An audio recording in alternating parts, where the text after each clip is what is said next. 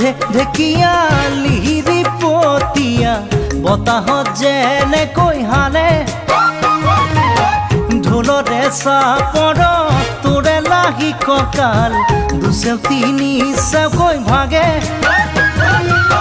তোৰ দৰে নাচনি দেখি শ্ৰীকৃষ্ণই বাঁহী বজাইছিলে চাগে মোৰ মইনা ঐ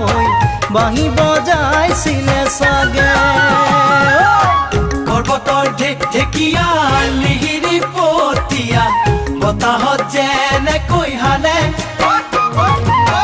ঢোলৰে চাপৰ